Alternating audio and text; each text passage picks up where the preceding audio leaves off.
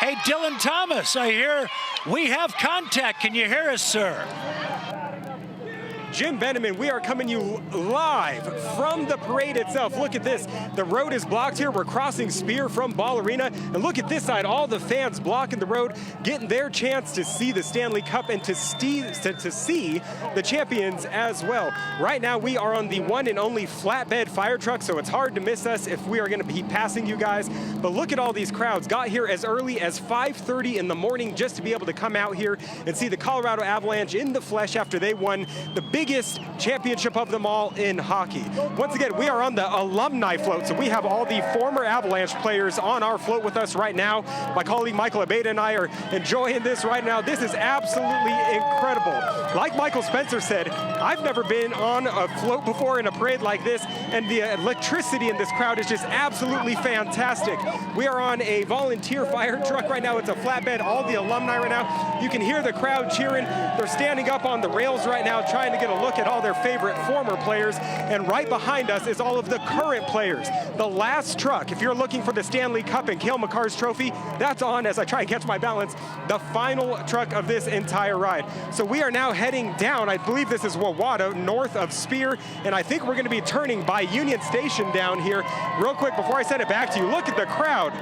Thousands and thousands of people, an estimated 200,000 people are going to be on this parade route and packing into Civic Center Park. For now, we'll send it back to you guys as we get ready to turn into the biggest stretch of this championship parade. And we're going to toss now to Dillon Thomas, who is somewhere on this truck. Dillon? All right. Yes, so we getting are approaching 16th Street Mall right now, coming down Wine Coop, headed toward Union Station.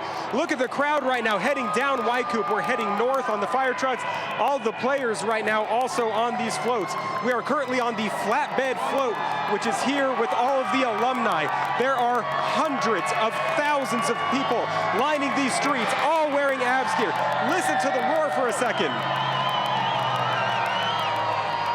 These people right now cheering, absolutely ecstatic to see the Colorado Avalanche, the championship-winning Colorado Avalanche. As you can see right here behind me, Union Station is where we are now passing. This is where the parade route starts, and we have already seen tens of thousands of people lining the streets here in downtown Denver. Some of the players here on the alumni float actually throwing out beers to the crowd so they can partake a little bit. Not sure if that's legal, but it's fun. That's all that matters. Once again, we are headed down Wine Coop right now. We just crossed the 16th Street Mall, and we're about to turn onto, I believe, 17th, which is coming up here near Union Station. But you can see all these crowds right here having a great time. Everybody has their phones out, making sure to document this incredible time in Denver history. After 2 years of being in the pandemic, look at all these people right here excited to be outdoors. Let them hear it. This is at Union Station. Once again, to reiterate, this is just the start of the parade. We have miles left in this parade before we go down 17th and hook into Civic Center Park, where more than 200,000 people are expected to be. Jim, I got a really tough assignment today. I can't complain. Let's go back live to Dillon Thomas now on the parade route with us. Hey, Dillon.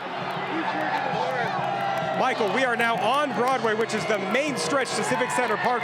Tens of thousands of people just at this stretch alone. Absolutely incredible. As we are heading now south on Broadway, we turned off of 17th. You can see there's people playing drums, people screaming, yelling, doing chants.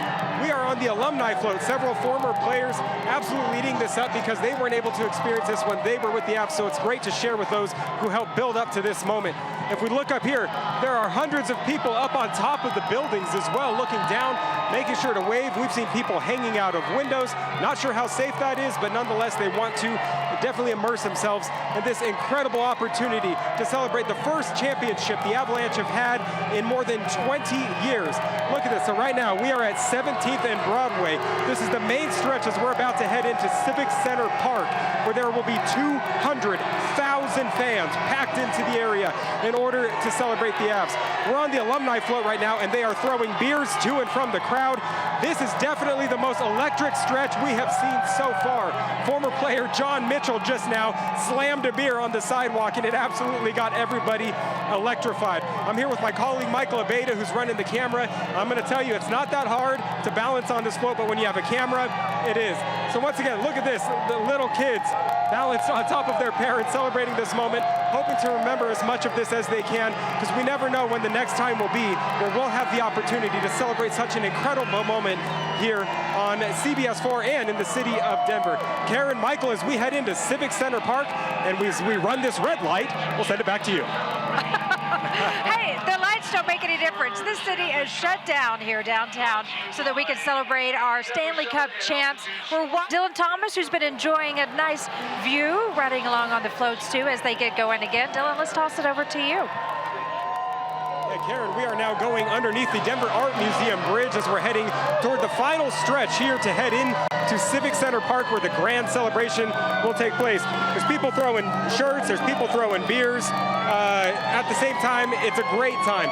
Just a moment ago, we were hearing everybody cheer, "Let's go Avs, let's go Avs." I would try and start the chant again, but it's so loud out here, I can't even hear myself talking. This is the final stretch, so you might notice that it's a little more sparse compared to what it was early, but there is still hundreds of thousands, I should say hundreds of people, and there should be around 200,000 people at Civic Center Park. So now we are passing Bannock and 13th as we are about to then turn to go north towards Civic Center Park, where then we are going to be conducting some interviews with some of the former players and some of the current players as well before they take the stage. We have all seen that iconic shot of Joe Sakic 20 years ago walking out with the cup above his head onto the Civic Center Park area. I'm getting a feeling we might get a similar look at that today. Here in a little while, I'll be interviewing some of the star players of the Colorado Avalanche, your world champion Colorado Avalanche, and my colleague Micah Beta tonight on CBS News Colorado at 5 and 6. We're on the alumni float. He has some great interviews with some of the alumni who have been having an absolute incredible time. They actually were just telling us they've been throwing out so many beers into the crowd. They're wondering how much is left on this stretch because we're starting to run out. So before we run out, I'll go ahead and send it back to you guys. All right, Dillon, thanks so much. I saw Milan Hajduk on that float, and I was texting with Milan. Hey, let's get it live to our Dillon Thomas now, who is along the parade route. Dillon, have you come to an end yet? Are you here? Are you ready to walk through the smoke with Gabe? Yeah, so we have a special guest with us today. Just tell me what it meant to you to be a part of this parade.